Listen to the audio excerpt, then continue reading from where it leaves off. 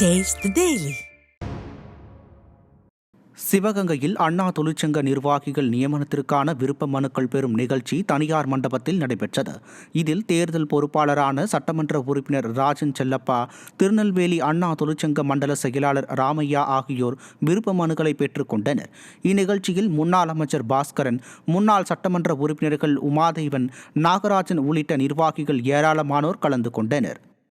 சுதந்திர போராட்ட வீரர் பொல்லானின் 256வது பிறந்த நாளை ஒட்டி ஈரோடு மாவட்டம் ஜெயராமபுரத்தில் உள்ள அவரது திருவுருவ படத்திற்கு அதிமுக சார்பில் மாலை அணிவித்து மரியாதை செலுத்தப்பட்டது.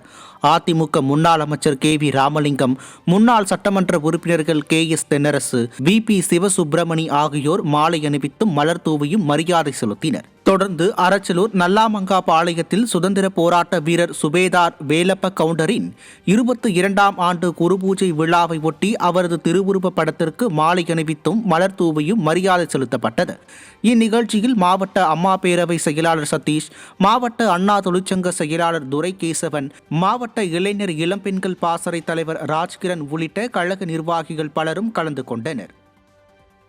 திண்டுக்கல் மாவட்டம் நத்தம் தொகுதியில் திமுக மற்றும் காங்கிரஸ் கட்சியினர் அக்கட்சியில் இருந்து விலகி அதிமுக முன்னாள் அமைச்சர் முன்னிலையில் அதிமுகவில் இணைந்தனர். நத்தம் சட்டமன்ற தொகுதிக்கு உட்பட்ட கோம்பைப்பட்டி ஊராட்சியின் ஐயாப்பட்டி பகுதியைச் சேர்ந்த திமுக காங்கிரஸ் கட்சியினர் மற்றும் திமுக பிரதிநிதிகள் பலர் அக்கட்சியில் இருந்து விலகி அதிமுக துணை பொதுச் செயலாளரும் முன்னாள் அமைச்சருமான நத்தம் விஸ்வநாதன் முன்னிலையில் அதிமுகவில் தங்களை இணைத்துக் கொண்டனர். புதிதாக கட்சியில் இணைந்தவர்களுக்கு அதிமுக முன்னாள் அமைச்சர் நத்தம் விஸ்வநாதன் சால்வை அணிவித்து வரவேற்றார். இந்நிகழ்ச்சியில் மாநில அம்மா பேரவை இணை செயலாளர் கண்ணன் உள்ளிட்ட கழக நிர்வாகிகள் பலர் கலந்து கொண்டனர்.